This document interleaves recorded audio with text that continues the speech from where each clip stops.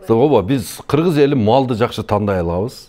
Койду жакшы тандайбыз, бирок депутат тандай албайт экенбиз да. 30 жылдан бери, 6 чакырылыштан бери алып жүргөн адамдар ушу көнүп калган. Баягы колдорун жөн эле баягы мынтып отурушат да. 6 жолу чакырсаң, ол эшек мисалы үчүн 3 жолу же 2 жолу келет. Ой, 6 жолу келбейт эшек, 7-чи жолу келбейт эч качан эшек. Ондо анын атын шагыл төшөгүч, мектеп салгыч, бала бакча кургуч, же шерине өткүзгүч деп койбой элек. Эл өкүлү болуп атпайбы. Мурда 500 сомдон эле. Кийин 1000 сом болду, азыр 2000 сом. Бул шайлоодо канча болот, ким билет. Кантип туура тандоо жасасак болот? Кандай сунуш берет элеңиз да? Ассаламу алейкум. Эми биринчиден элдер өзү ойлонуп отурган мезгил келди да. Эми дүйнө жүзү кандай жакшы өнүгүп атат. Булардын өнүккөнүнүн бирден бир себеби ал жерде коррупция ооздукталган да. Кыргызстанда өзүңүз билесиз, роддомдон баштап кабырга барып жатканга чейинки коррупция бар. Бул жерде бардык ошол бийлик бутактарынан баштап жергиликтүү ошол бийлик бардык эле жерде акча менен маселе чечип, ошол адамдарга ушундай булар барьер коюп койгон, барьер деп тосмо. Ошол тосмолорду биз акча бермейинче өтө албай турган кылып система жаратып алган да булар. Эми алар азчылык, бирок алар азчылык болгону менен акчанын күчү менен ушул 6 жолу шайлоо болду жогорку кеңешке. Одан сырткары президенттикке 7 жолу шайлоо болду. Бардык ушул шайлоолордо ушул шайлоочулардын добушун кандайдыр бир жолдор менен. Мисалы үчүн эң эле кеңири таралганы бул көбүнчө акча таратат. 2000 сомдон, 1000 сомдон, мурда 500 сомдон эле. Кийин 1000 сом болду, азыр 2000 сом. Бул шайлоодо канча болот, ким билет. Анан ошол эле кезде мына биздин элибиздин дайыма ушул системага түшүп калып, алданып калуусу болуп атат да. Бул жерде мына элдерди акча алба деп кантип айтасың? Эми чындыгында өзү квартирада турса, мисалыга, Ош базарын алып көрөлү. Өздөрү квартирада турат.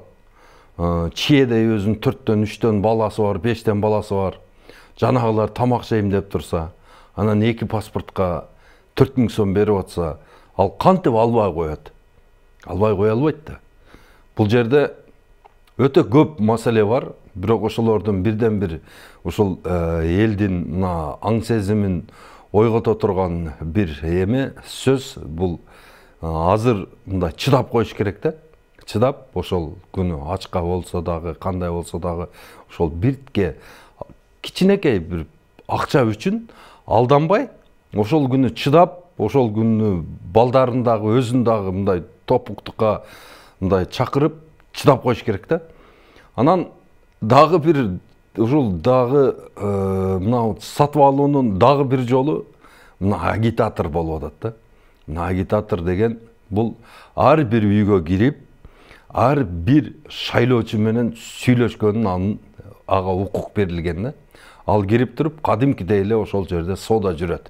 Кадимкидей эле, могу партияны шайласаң, момчадан акча сага мен өзүм гарантия болуп алып беремин. Мисалыга өзүңүз элестетип көрсөңүз, бир тууган жеңеңиз келип атса, же эжеңиз келип атса, же байкеңиз келип атса, же тайкеңиз келип атса, сизге айтып атса, "Эй, кабатыр болбо. Ошого эле добуш берсең, мен сага гарантия акчаңы алып беремин. Тигил бул" деп. Мына агитаторлор дагы көп, мына ушул 30 жылдан бери мына агитаторлордун дагы мына шайлоонун ушундай дайыма элдин алданып калуусуна себепкер дагы бир ушул да. Башка мамлекеттерде мындай жок, агитатор албайт. Жөн эле плакаттарын эмеге илет, көчөлөргө плакаттарын кичинекей, өтө размерлери дагы чектелген да, бардыгыныкы окшош болот. Баанда момунда алып, Оштун бул тарабынан наркы тарабына чейин бир тартып кое турган плакат илдирбейт. Бардыгына окшош болот, ченелүү плакаттар. Бардыгына бирдей укук берилет дагы. Анан кийин агитатор жок ал жерде. Агитатор болсо, тетиги бардыгы телевидение аркылуу, сөз тармактары аркылуу сүйлөп, ошол кандидат өзү сүйлөп, өзүнүн программасын айтып, ал жерде программа тандоо болот. А бизде болсо, шайлоо соода менен бүтөт. Бардыгы эле шайлоолор ушул мына 6 жолу шайлоо болсо, мына 7-синде бунусунда дагы ошондой жолго кетип атышат. Эми өзүңүздөр билесиздер, адамдар мына плакаты жок, мына мисалы үчүн баннери жок, анан жүрүп агитация кылган кишилерге бизкилер уже көңүл бөлбөйт. Себеби дегенде 30 жылдан бери, 6 чакырылыштан бери алып жүргөн адамдар уже көнүп калган. Баягы колдорун жөн эле баягы мынтып отурушат да. Шайлоодо биз алабыз, бизде шайлоочулар, биздин үйдө мисалы үчүн 10 шайлоочу бар, 10 шайлоочуга 2000ден берсе, 3000ден берсе момчу акча болуп калат экен. Тигил буну кадимкидей эле ушул 5 жылда бир ушундай алып калмай бир эмени ошол өзүбүздүн каныбызга сиңдирип алдык да. Мына ошону түшүндүрүү иштерин мына Раматылык Чубак катуу жүргүзөт эле. Сатылбагын, сатпагын. Эми азыр өзүңүз элестетип көрүңүз. Мисалы үчүн бир эле ошол талапкерде баягы өзүнүн 100 агитаторго уруксат болсо, мисалы үчүн немеси болсо, баягында лицензиясы болсо, алар болсо 500дөн алып атышат. 500дөн, ар биринде 200дөн, 300дөн ошондой кылып алып туруп, анан ар бирине мойнуна илип атышат да, момчадан киши алып келесин деп. Мисалы үчүн 10дон, 20дан, кээ-биркилерине балким айтып аткандыр, мына өзүңүн фамилияңдагылардын бардыгын алып келип бересиң, момундай деп. Мына соода ушудан башталып атпайбы? Баары бир деле мына азыркы ушул 7-чакырылышта дагы ушул шайлоо болуп өтөт. Шайлоодон кийин наразычылыктар пайда болот. Бардыгы айтат, мындай кылды, тигиндей кылды, баягы алданып калган эл кайра эле баягы ошол мынтип алданып калган, ошентип өтпөй калган кандидаттарга кошулуп, алар дагы сүйлөшөт. Ошол акча алганын дагы сүйлөйт, албаганын дагы сүйлөйт да. Бул жерде эми бир менин жеке оюм, мына ушул цивилизованный мамлекеттердегидей кылып агитатору жок, ушул кандидат өзү соц тармактардан жана телевидениядан гана өзүнүн программаларын айтса, ошону менен анан кийин эл шайласа. Анан шайлоону дагы ушундай эми биз санарип киргиздик, бар жок технология бар. Ушундай кылыш керек. Келип туруп эле антип бюллетень ондой тегияк бияк кылбай эле, ошол келип туруп эле ошол кандидаттардын эмеси турса, ошол өзүнүн колунун мөөрүн басып туруп эле чыгып кетиш керек да. Анан кийин бюллетень берип, анан кийин ал жерде заранее дагы птичка коюп коюп, анан тиги киши барып жөнүнө салып коюп, толтура эмелер, механизмдер бар да, адамды алдоо. Ушул таза эмес шайлоо өткөзүүнүн бир-эки эле жолу боло турган болсо, таза эмес шайлоо өткөзүүнүн миңдеген жолдору бар да. Эми бул деген подкуп комиссиянын, ошол жердеги отургандардын бардыгы бир кандидатка иштеп, бир команда болуп ала турган болсо, ал уже эң коркунучтуу да, эң жаман. Ошон үчүн мен айтар элем, мына ушул көрсөтүүдөн пайдаланып, элиме айтар элем, элдер 7-ден бири кызыр дейт. 7-чи жолу ушул шайлоо болуп, ушул 7-чакырылыштын депутаттарын, эл өкүлдөрүн шайлап атабыз. Шунусундай эми нафсты тыйып, Кудайдан коркуп, жакшы шайлоо кылайлы, жакшы балдар келсе, биринчиден жакшы кишилер, ошол мыйзамды түшүнгөн, билимдүү, окуган балдар келсе, эң биринчи бул мыйзамдар өзгөрөт да. Мисалы үчүн, мен өзүм айтып жүргөн мына багбанчылык боюнча мына жер мыйзамдарын өзгөртө турган болсо, мына бизде 1,5 миллион гектар жери бар. Ошол жерлер майда гана чөп чыгат. Анан июндун 15-inde сап-сары болуп, тала болуп туруп, күйүп калат дагы. Анан ал жерде мисалы үчүн бир эчки да тойбойт да. Анан ошол жерге чыккан чөптөрдүн 10 чөп чыкса, ошонун 2 гана жегени жарамдуу, калган 8-и ото чөп чыгат. Мына ошол жердин дагы мыйзамын өзгөртүрүп туруп, элге 1,5 миллион кишиге 1 гектардан бак отургузган узак мөөнөткө арендага бере турган болсо, бизде деген мигранттардын саны 50%дан дагы көп азайып кетмек да. 500 000 киши кайтып келмек да, эгерде ушул мыйзам кире турган болсо. Ушул жер мыйзамдарын өзгөртүрүп туруп, мынабы дайыма bir айылда bir эле фамилияга берилип аткан 30 40, 50, 100, 200, 400, 1000, 2000 гектарлаган жерлер бар. Бул фонддун жерлери, бул айыл өкмөттөр чечет.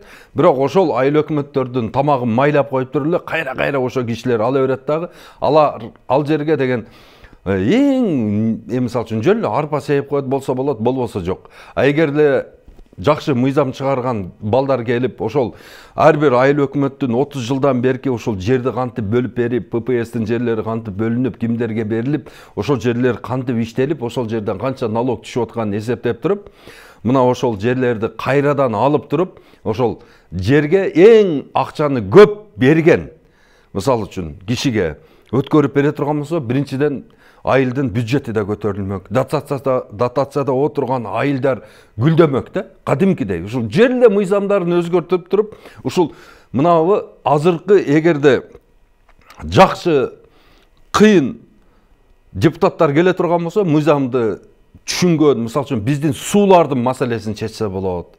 Суу маселеси чечиле турган болсо, ошол жерде эгин көп болот. Сосын bizde иштете турган 3,5 миллион гектар жерибиз бар, а бирок ошонун болгон 350 000 гана гектарын иштетип атабыз. Азыр элге берилген 1 миллион 300 000 гектар жердин 600 000 гектары кайракы жерлерге бара элегибизге 20-30 жыл болуптур. Ошонун ичинен болсо сугат 700 000 гектар жер болсо, ошонун тең жарымына беде, люцерна, экспортсет отургузуп салганбыз, малга чөп болсун деп. Болгону 350 000 гектар жерде биздин багыбыздагы, жүгөрүбүздагы, будайыбыздагы, алмабыздагы, шабдалы бардыгы болгону 10% гана жерди иштетип атабыз да биз. Биздин Кыргызстандын потенциалы 6 миллион эмес, 60 миллион эмес, 600 миллион кишини бага турган потенциалыбыз бар. Мыйзамдардын өзгөрбөгөндүгү үчүн, мурдагы ошол Хрущев коюп кеткен установка менен иштеп аткандыгы үчүн айыл чарба министрлиги ошон үчүн тег эле бир өзгөрүү жок да. Мына айыл чарба министрлиги бир жылда 2 миллиард сомдон ашык айлык алат да. Эгерде 2 миллиард сом, мисалы үчүн айыл чарба министрлигин жоюп таштасак, адан дыйкандар 1 сом зыян да таппайт, пайда да таппайт да. Айыл чарба министрлигин толук жоюп таштап туруп, анын ордуна биз ар бир райондон 100 баланы каржылап туруп, 5 жылдын ичинде 4000 агроинженер окутуп ала турган болсок, 5 жылдан кийин бул айыл чарба каалайсыңбы, каалабайсыңбы, айыл чарба өзү көтөрүлүп кетет. Себеби дегенде Кыргызстанда жер бар, суу бар, бизде тажрыйба менен эле билим жок болуп атат да. Мына эң акыркы ушул агрономдордун жашы 50 жашка чыккан агрономдор иштеп атат. Мына ар бир райондо бирден РУАР деп коет, районное управление аграрного развития дейт. Алар деген жөн эле уктап отурушат да, иштеме менен иши жок. Мына дүйнө жүзү кандай дамыгып өнүгүп атат. Дүйнө жүзүндө мисалы үчүн эч ким жайлоого уже мал жайбай калды. Бардыгы фермада багышат. Себеби дегенде малды жетелеп жүрө бересин. Каракулжада жетелей бересин, Нарында, Жалал-Абадта, Таласта. Малдын өзүнүн себестоимости, малдын өзүнүн баасы 50 000 сом болсо, сен апарып 40 000ге сатасың. Себеби дегенде не рентабельный малдарды багып атабыз. Той чөптөрү жөнүндө такыр ой жок бизде. Эгерде ушуну түшүнгөн адистер келе турган болсо, кыйын балдар келе турган болсо, ушунун бардыгы өзгөрмөк да. Өзгөрүп туруп, биздин Кыргызстаныбыздын ичиндеги жашап аткан элдердин бардыгына жеңил болмок да жашоо. Жашоо жеңил болмок. Мына электроэнергияны мисалы үчүн бир эле ГЭСти пайлап карап отурабыз да. Бизде канчалаган дарыя, шараккан дарыялар бар. Ошонун бардыгына мисалы үчүн мини ГЭСтерге ошонун документтерин минималдаштырып туруп бере турган болсо, ошону мамлекеттин канчадан сомдон сатып аткан болсо, ошодон сатып элиңди өзүң электроэнергия менен өзүңдүн айылыңды, өзүңдүн районуңду, өзүңдүн областыңды колуңан келсе, республиканы камсыз кыла бер деп туруп, ошон үчүн коммерсанттарга бизден колунан келген ошо ишкерлерге ошол мүмкүнчүлүктү берип кое турган болсо, бизде свет проблема болмок эмес да. Азыркыдай 5 сом канча тыйындан башка мамлекеттен сатып алмак эмеспиз да. Суулар дагы эле агып атат, шар дагы эле болуп атат. Ушулардын бардыгын мыйзамдарды өзгөртүш үчүн бизге азыркы көпөстөрдүн кереги жок. Азыркы көпөстөрдүн мына бардыгында өздөрүнчө бир фирма марканы ээлеп алган да. Бирөөсү мисалы үчүн Рошенди ээлеп алган, бирөөсү Бабаевскийди, бирөөсү Баян Сулуу, бирөөсү Рахатты, бирөөсү Кировскийди, дагы бирөөсү. Мына майлардын түрлөрүн да бөлүп алган. Доняны бирөө ташыйт, Аведовду бирөө ташыйт, Олейнаны бирөө ташыйт, Солнечныйды бирөө ташыйт, Золушканы бирөө ташыйт, Золотая семечканы бирөө ташыйт. Конфеттерди да бөлүп алышкан, майларды бөлүп алган, ундарды бөлүп алган, бардык маркаларды бөлүп алган. Көпөстөрдүн бизнеси ошодон. Алар ошону алып келет, алар ошондой бизге акылдуу адамдар келбеш керек да. Жогорку кеңешке кыйын балдар келбеш керек. Кыйын балдар келе турган болсо, булардын бизнеси сынат. Булар обычный адам болуп калат да. Азыркыдай момтип, папылдап, бир эле кеткенде, мисалы үчүн аркасынан 30дан машина жүрбөйт. Азыркыдай заңгыраган 6 этаж, 7 этаж үйлөрүн антып неме кылбайт. Булар бизнесин коргогону гана келе айтышат, бул көпөстөр. Жаштар келе турган болсо, булар келип туруп, эмне кайсы жерден мыйзамдан кеткен мүчүлүшүктөр, эмелер ушулардын бардыгын турлап берип туруп, элге иштей турган мыйзамдарды, жана жөнөкөй мыйзамдарды киргизип берсе, биз Кыргызстан өнүгүп кетебиз. Биз, мисалы үчүн, ар бир гектар жерибизге 3,5 миллион гектар жерибизден, мисалы үчүн 10 тоннадан эле сабиз ала турган болсок, өз сабиз 100 тонна чыгат бир гектардан. Канчалаган валовой продукт болот. Дүйнө жүзү, мисалы үчүн, азыр органика тамак ашка муктаж болуп аткан кезде, алар деген мени эң жаман көргөнү ошол баягы азот, селитра, фунгицид, пестицид, гербицид ташыган бизнесмендер эң жаман көрөт мени. Себеби дегенде, эгерде менин айтканым иштеп кете турган болсо, мына органикалык хозяйстводагы энтомофагтардын сандарын көбөйтүп, биз зыянкечтер менен ошону менен күрөшүп, триходермин, биолегин деген дарыларды тамыр оорулары менен күрөшүп, анан биогумусту чыгарып туруп, органика жер семирткич кылып туруп, Кыргызстанды толук тамак аш менен камсыз кылып, өзүбүзгө чыныгы эгемендүүлүккө жете турган болсок, булар жаны чыгып өлүп калат. Ошон үчүн булар аз жан талашып, ар бири эң эле аз дегенде $500,000 коротуп, ушул мандатка жетиш булардын максаты. Мандатка жете турган болсо, чуркап бара айткан жашты буту менен чалып коет, ол талп этип жыгылып калат. Да бир закон киргизсе, бардыгы чогулуп алышып туруп, жок, bunday закондун кереги жок, органиканы киргизбей эле койгула бизге деп кол көтөрүп коюшат. Да бир неме кылышат да, ошентип эле тосуп, бут тосуп отура берет. Ошол эле кезде 6 миллион кыргыз эмне кылып атат? Биз балдарды чоңойтуп атабыз, балдарыбыз чоңоюп атат. Россияга барат, 20 жашка чыккан балабыз барып 5 жыл иштеп келгенден 45 жаштагыдай карып келип атат ошол жерде. Карып белин үзүп, грыжа болуп, шунчалык аянычтуу эме менен кайтып келип атат. Баягы жүрөгүндөгү жалыны өчүп келип атат да. Миграцияга чыккан балдар билет, ал жакка барган адам суу жүрөк болуп калат. Шунчалык коркок болуп калат. Мына ушул буларга ушундай ситуация керек да. Ушундай азыркыдай болуп тура бериш керек да. Булар бардык Кыргызстандагы бардык ушул күч структуралары немелерин бардыгын прикормлемент этип, мына ушул Кыргызстан кудум ушундай тойканалардын, таксилердин, кафелердин гана эмеси болуп тура бериш керек. Булар үчүн буларга жыргалда. Мисалы үчүн бир эле майда алып келе турган болсо, мисалы үчүн Доня майын азыр мен барып сатып аламын, ошодон 100 сом киреше көрөт бул. Андайдан бир күндө канча Доня кетип атат? Булар кызыл киреше. Канчасы конфет сатып алып атат, Порошенконун конфети мисалы үчүн. Ар бир килограммына булардын маржасы бар, булар отуруп алган. Буларга жыргал, булар менин балам менен, сиздин балаңыз менен иши жок.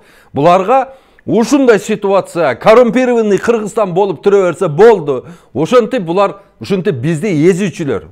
Мурда фараондун мезгилинде эзүүчүлөр кандай эсчиле? Ошонун эле бир түрү болуп жашап жүрөбүз биз. Элдин эсебинен тапкан акчасын кичине бөлүгүн элге чачып туруп, кайра эле. Эми чындап айтканда, булардын байлыгы эбегейсиз. Булар шунчалык бай, биздин даже оюбузга келбейт. Эми бир эле эмен айтып көрөлү. Бир эле торговый центрдин күнүмдүк кирешеси, мисалы үчүн, күнүмдүк кирешеси 50 000 сом деп коелу. 50 000 сом. А бир айда, бир жылда канча болот? 10 жылда канча болот? 30 жылда. Бир эле торговыйдын. Бир базардын кирешеси, күнүмдүк таза кирешеси, мисалы үчүн, 30 000 доллар. Булар biz буларды баягында бай деп ойлойбуз го. Булар эбегейсиз бай. Булардын эгерде кустура турган болсо, түкүртпөй буларды. Кустура турган болсо, бул Кыргызстандын карызын 10 жолу төлөп туруп, Кыргызстанда, мисалы үчүн, мен айткан жанагы бактарды 10 жолу кайра отургузуп чыкса болот да. Буларда аябай акча көп буларда. Булар деген акчаны тебелеп жүрөт булар. Булар дагы даже чынын айтканда булардын тапкан кирешелерине, мисалы үчүн, Кыргызстанды бир дагы адамды иштетпей, дедирбей бакса болот да. 10 жыл булардын акчасын ала турган болсок. Буларда акча өлгүдөй көп. Эми бирок чындыгында айтканда биз өзүбүз элибизде күнөөлүүбүз да. Эми эл ойлонуш керек да. Эми канча жолу эми мисалы сокур бар го. Сокур дагы бир эле жолу таягын жоготот экен да. Бир эле жолу таягын жоготот экен, ошого өмүр бою ого сабак болот экен да. А биз болсо канча жолу жоготушубуз керек. Мына жөнөкөй эле эшекти алып көрөлү. Жөн эле мээси жок эшекте урушабыз го. Ошону мисалы үчүн курук баягындай бизде илеген деп коет, жем бере турган эме.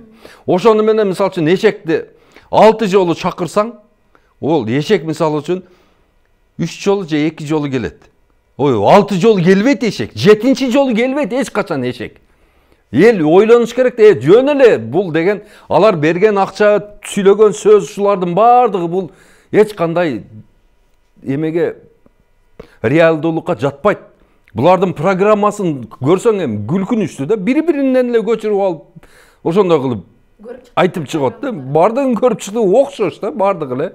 Жыргата, мырдатамын, бардыгыңар жөн эле жатасыңар. Мындай мигранттарды кайрап келебиз деп ошентип алдап атышат да. Миграциядан бул жакка кайта келиш үчүн биз жумуш орундарын түзүшүбүз керек. 1 миллион киши ошол жакта жүрсө, 1 миллион киши ошондой айлык ала турган жумуш орундарын түзүш керек. А буларга ал кереги жок. Алар наоборот бизди көбүрөөк төрөсөк, балдарыбыз эрезеге көбүрөөк жетсе, тезирээк миграцияга жөнөтсөк, миграциядан келген акчага булар ташыган продуктадан биз сатып алып жесек, балдарыбыз мигрант болуп ошакта жүрө берсе. Булардын негизги максаты ошол.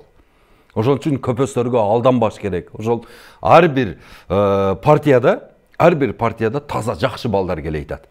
Мына ошолорду тандап туруп, шайлап туруп, мына 7-чи чакырылыштын парламенттин легендарлуу парламент кылыш мына биздин элдин колунда. Ошон үчүн бардыгын чакырып кетемин, элим алданбаңыздар. Кантип айырмалап, кантип туурасын тандай алабыз? Эми бул жерде ар бир эменин кандидаттын өзүнүн басып өткөн жолу бар. Басып өткөн жолу бар, ошол жолун караш керек. Эгерде жолунда жалаң эле журнализм, жалаң эле акча, жалаң эле эме, ошо жашоо шарттарында караш керек. Кана Кыргызстанда айлыкка мындай байып болбойт да. Айлыкка мындай байып болбойт. Ошо байлыгын биринчи караш керек. Кандай байлык? Келген источнигин караш керек. Анан кийин онун билимин, эң биринчи билимин караш керек. Билими кандай билимдүү? Эртеге эмне закондорду жазалат, эмнелерди жасай алат, ошонун эмгектерин окуш керек. Буга чейин бул жерде иштеди да, бир жерде иштеди. Ошол кылган иштерин бир сере карап чыгышыбыз керек. Жүргөн тарыхын.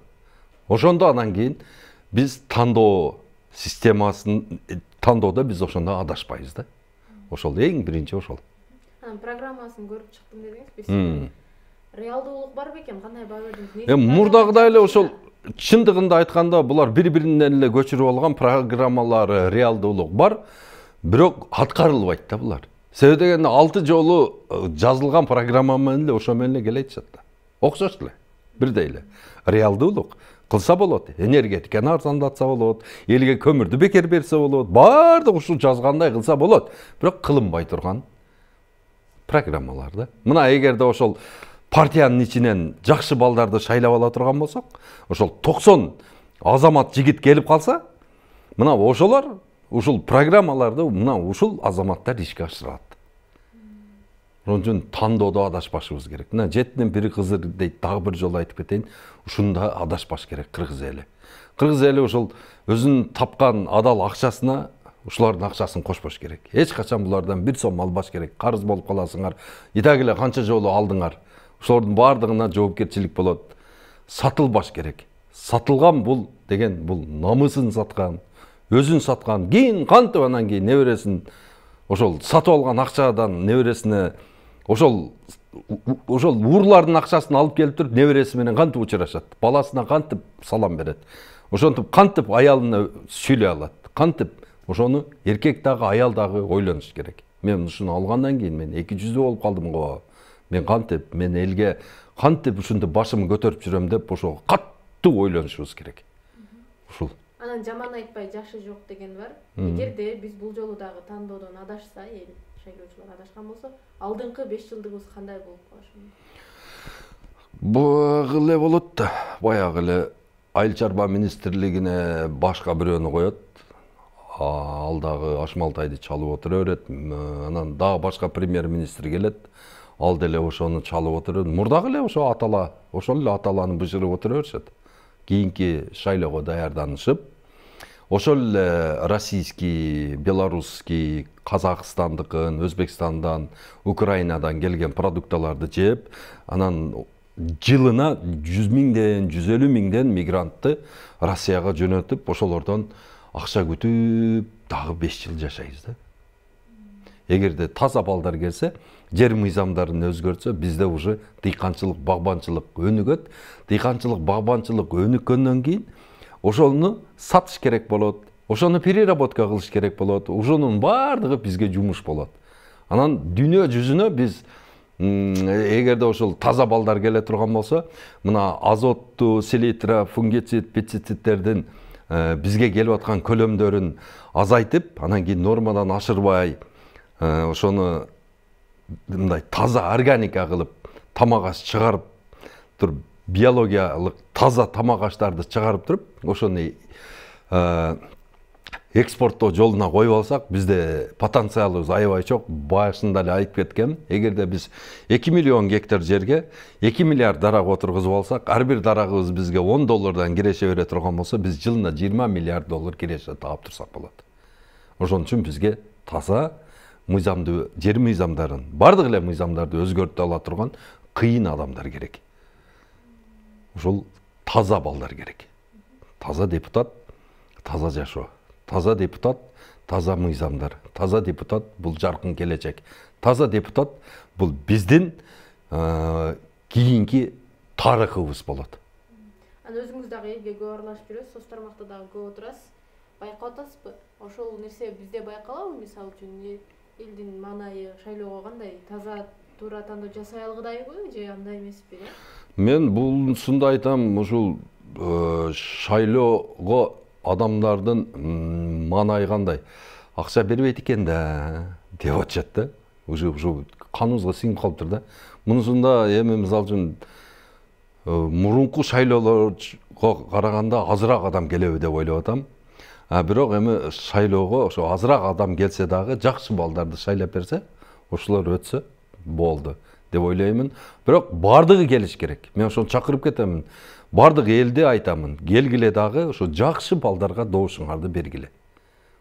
Билебиз, эл биз деген кыргыз эли мисалы үчүн эми элдер жаман көрбөсүн, биз бир алакандай эле элбиз. Биз ким каяктан байган, эмне менен алектенген шумалга чейин, кантип байлык жыйнаган, ким менен ким кантип сүйлөшкөнүнө бардыгын билебиз. Биздин элибиз шунчалык саясатташып кеткенбиз, ар бир көчөдөн 10дон Текебаев чыгат азыр.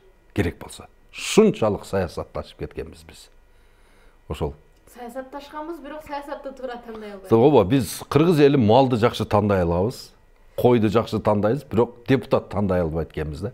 Бирок депутатты деле жакшы тандасак болот, бирок көбүнчө эле бизде ушул система деп коет да. Бул мисалы үчүн ушунчалык мошеннический системалар бар. Ошого салып туруп эле акырына келгенде ошол өзүнө мындай лояльный чечимдерди ошол көпөстөр чыгарып алып атат да. Ошол системага түшпөш үчүн биз биринчиден мына ошолорго барьерлерди коюш. Башында эле айтып кеткен, ошо агитаторлорду жок кылышыбыз керек. Анан кийин ошол соц тармактардан, телевидениядан гана ошо өзүнүн программасын уктурсун. Анан эл барып жөн эле шайлап койсун. Мына ушундай кылганда дагы 50% таза болот эле. Негизи программага караш керекпи? Программасына сөзсүз караш керек. Себеби дегенде кээ бирки программаларда ушундай мындай бирдемелер жазылып калган. Аны мисал үчүн кыргыздарга совсем туура келбеген нерселерди майда шрифт менен жазып коюшу мүмкүн да. Мисал үчүн да. Однополый брак деген дагы бир нерселер деген бирдемелер жазылып калышы мүмкүн да, билбейсиң да. Аны мисал үчүн өзүнүн программасын ошол баллотироваться этип аткан кандидат деле окуган эмес. Кээ биркилер такыр окубайт экен. Эптеп эле ура мына азыр билбейм бир оору чыкты да бизде, эпидемия. Бардыгы депутат болгусу келет. Койнуңда жаткан аялың деле депутат болгусу келет. Бардыгы эмнегедир бир ушу депутатты манна небесная деп ойлойбу. Бирок менин жеке оюм, депутаттын ошол программасын аткарып атса жоопкерчиликке тартыш керек. Жоопкерчиликке. Анан депутаттан ошол эмени кол тийбестикти алып коюш керек. Болду, ушул эки пунктту ала турган болсо, ошол азыркы баллотироваться этип аткан кандидаттардын почти 90% өзүнөн өзү немесин алып таштайт эле. Кандидатурасын. Себеби дегенде булар өздөрүнүн бизнесин коргогонун бар айтышат да булар. Кол тийбестикти алып алат дагы, анан кийин баягы эле ошол мурдагы ошол бизнесин жасаганы кетип атышат. Бизнесин коргогону кетип атышат. Ошол. Эгерде ушул эки эле пунктты алып кое турган болсо, көп ойлонмок да. Жалаң жүрөгүндө жалыны бар, кыргыз үчүн иштейм деген гана 10% ошол азаматтарыбыз калмак да. Сиз кандай пикирдесиз анан? Кече мен ошол бир мандаттуу округдан аттанган бир талапкердин айылына бардым. Ошол силер ошол шагыл төшөп берип, жолуңарды асфальт кылып, ушундай иштерди кылганда карап шайлайсыңар десем, ооба биз ошонусуна карап шайлайбыз деп ушинткен. Эми анын депутаттын иши ал эмес, депутаттын иши мыйзам чыгарыш, билим деңгээлине, мыйзамды канчалык жаза билгендигине карабайсыздарбы десем, көпчүлүк элдер бизге жооп беришти. Ошол сюжет даярдалган бизден. Ошончо жыл жашап, мисалы үчүн 50 жыл, 40 жыл жашап өзүнүн көчөсүнө же бир айылына бир жакшылык кыла албаган адам Кыргызстанга кантип жакшылык кылчу эле деген ойдо биз ошол адамды, ошо бизге көп жакшылык кылган адамды шайлайбыз деп бир мандат. Бул сөздү ким айткан? Бул сөздү ошол шагыл төшөгөн адам айтып атпайбы? Ал психологиясына сиңдирип туруп, мен шагал төшөп бердим, мен силерге мынандай кой союп бердим, анан кийин мынандай кылып шерине өткөзүп берип атам, тияк бияк ондай, мына мен жакшымын деп баягы өзүнүн эле баягы жетиштүү добуш ала турган кайын журттары бар, тага журту бар, ата журту бар, ошолорду гана сыйлап неме, бирок ал үчүн копейка да бул. Көп болсо эми бардыгына мисалы үчүн жыл сайын $100,000 коротуп коет. Ал деген $100,000 бунун үчүн бир 4-5 күндүк кирешеси да. Адамдар ойлойт, шагыл төшөп берип атат, бул байкуш, трансформатор коюп берди, анантып мынантып бир 10 компьютер алып келип берди мектебибизге, тиги жакшы киши экен деген. Булар деген ошол көпөстөрдүн бул уловкасы. Бул дагы капкан. Шагылдап келип машинеси менен түшүрүп неме алып атса, баягы жеген ооз уялат. Биздер кыргыздарда булар коркпой акча бере берет, баягы көпөстөр. Себеби дегенде кыргыздар бир айткан сөзүнөн кайтпайт да. Болду, сүйлөштүкпү, болду, берет деп туруп, ошол немени карманып туруп жасай берет да булар. Бул дагы уловка. Бул баягы мектеп куруп берем, бала бакча салып берем деп алдап жүрүшөт, деме алат. Булар бардыгы. Негизги ошол элим, айнанып кетейин элим, садак болоюн элим. Бул мектеп куруп берүү, бакча салып берүү, жолго шагыл төшөө, трансформатор коюу, бул ошол мектепке компьютерлерди алып берүү, бул депутаттын милдети эмес бул. Депутаттын милдети эң жакшы мыйзамдарды жазып, бардык ошол 6,5 миллион кишини жыргатып жашатыш булардын милдети. Мына эл өкүлү деп ошончун айтат. Анан ондо анын атын шагыл төшөгүч, мектеп салгыч, бала бакча кургуч, же шерине өткөзгүч деп койбой элек. Эл өкүлү болуп атпайбы? Эл өкүлү болуп ошол биздин ошол мисалы үчүн өзгөн жеринен кандай проблемалары болсо ошонун баардыгын өзгөн ошо 280 миң 300 миң киши жашаса ошонун баардыгын чечем деп бара айткан адам болуш керек да. Бул кичине эле бир кокту колоттон өзүнө жетиштүү добуш алыш үчүн манипуляция кылып атпайбы бул? Бул деген өтө страшный адамдар булар. Булар менен связываться этпеш керек. Элим, эсиң болсо, мына 7-чи чакырылышта таза жакшы балдарды шайлап бер. Ушулар өзгөртсүн. Мына жаныңыздагы эле Өзбекстанда айтайлы. Өзбекстанда почти 90% продукттан өздөрү чыгарат экен. Өздөрү импорт келе турган болсо, ошол өзү чыгарган продукцияга окшош эле импорт келе турган болсо, ошого деген пошлинаны деген өкүртүп коюп таштайт экен, аны эч ким албайт экен. Ошо намеренно бул эме. Түркиядагы ошентип оңолгон да. Түрк ата айтканда, түркмүн дегениң бүгүндөн баштап түрктүн нанын жегин, түрктүн кийимин кийгин деген. Ошондон анан кийин ушундай болгон да. Индияда мына Махатма Ганди англичандар менен мамиле кылбагыла, англичандарга Индия кызыксыз болуп калган. Себеби деген апарган нерсесин сата алган эмес, сатып алайын десе жогору ба, кызыксыз болгон чыгып кеткен. Мына жаныбыздагы тупикте турган Тажикстан, барсаң Борбор шаарына барып туруп, көрсөң көзүң күйөт. Шунчалык сонун курулуштарды куруп, хотя алар дагы коррумпированный болгон менен, мисалы үчүн бизчелик эмес, ушунчалык өнүгүп атат да. А бизде архитектурный, мисалы үчүн ансамбль жок. Мына Ошту карап атасыңбы? Баягындай берден чыккан, баягында папилломага окшоп ар жерден үйлөр чыгып атат. Бишкекте эле ошондой. Бар жокто бетон кылып таштады. Мына мисалы үчүн баягы советскийдин башына кайсы акмак архитектор ошол жерге рухсат берди. Ал жерден шамал кирип туруш керек. Ошол жерде 7-чи, 8-чи, 9-чу, 10-чу, 11-чи, 12-чи, 6-чы, 5-чи, 4-чү микрорайондо ошол шамал тазалап туруш керек эле. Ошол жерге мынандай кылып туруп заслон кылып. Ал толтура андай булар кылган. Коррупция да, бул дагы коррупция. Бизде архитектураны же текшере албайт, же карай албайсың. Мына жөнөкөй эле айтып көрөйүн. Мына өзүң билесиң, Ошто тамак аш кандай жасалып атат, Базардын жанындасыңар силер да билип көрүп турасыңар.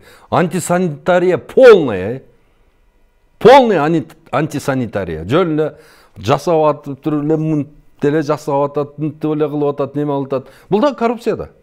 Бул дагы тотальный коррупция. Ошол жактан ыргыткан акчаны депутаттар буларга мыйзамды чыгарып берип койгон, текшерилбейт кафе, ресторандарды текшербегиле деп туруп, мына канча адамдар ушул биз баягы гепатит менен ооруп калып атабыз ушул эмелерди деп. Аларга баары бир.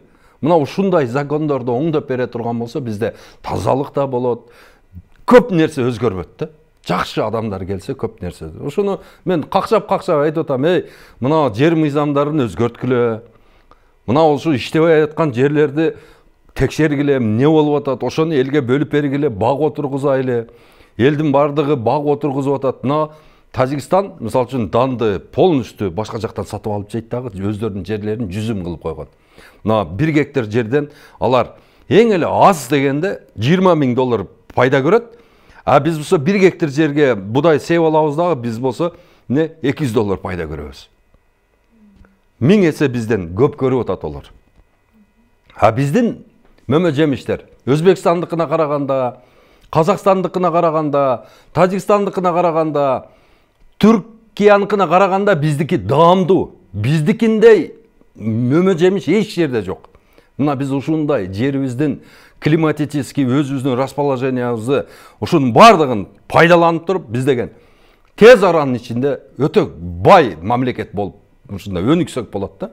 Мына ушул жасап бергени бир депутатка жолуга албайсың, бир депутат азыр болсо булар келип айыл-майыл айнанайын кучактап, өп, бардыгын өп жыттап атышат. Ушундай мезгилде барсаң, айнаны бирөөсүнө жолугуп, бир өзүңүн дардыңды айта албайсың да. Мына кайра эле ошондой болот. Баягы бирөө жазып кой турга, 1 ай мактайсың, 5 жыл таппайсың. Бул ким? Бул депутат. Мына ушундай болот да. Эгерде кайра эле көпөстөр келсе, ошондой болот. Ошон үчүн таза шайлоого жаның чыгып бара айтса дагы, ошол күнү орозо кармап туруп, барып туруп, ошол эң жакшы адамды шайлап кой. Күмөн кылып, чубак ажым айтып атпайбы? Сен өзүң билесиң, коррупционер эмес экенин билип, туруп шайладың, бирок кийин ушундай жаман болуп калсам эмне болот деп суроо берсе, сен жакшы күмөн санагансың ошол адамдан деп атат да. А бирок сен намеренно көрүп турсаң да, коррупционер ушунча жылдан бери элдин акын жеп, миллиардтаган акчаларды басып алган эмени сен шайлап койсоң, сен кантип анан кийин жооп бересиң акыретке барганда? Ушул сенин балдарыңдын тагдырын чечиле турган момент болуп атпайбы? Бул бир гана азыр жөнөкөй эле бул ойлоп атат азыр, мен шайласам, шайлабасам эмне болот эле деп. Бир эле ошонун голосу менен мисалы үчүн миңдеген, миллиондогон бизде реформалар жүрүп кетет. Эгерде таза адамдар келе турган болсо, ошон үчүн тазалык, дагы бир жолу тазалык, дагы бир жолу тазалык. Жалпы шайлоочуларга айтып кетиңиз. Кайрылуум. Ассаламу алейкум. Жалпы Кыргызстан журтчулугу силерден ошол жалынып, өтүнүп суранамын. Добушуңарды сатпаңыздар. Таза Кыргызстанды өнүктүрөмүн, Кыргызстандын тагдыры менин тагдырым деген таза ошол талапкерлерге добушуңуздарды бергиле, сатылбагыла. Мен силерден суранамын.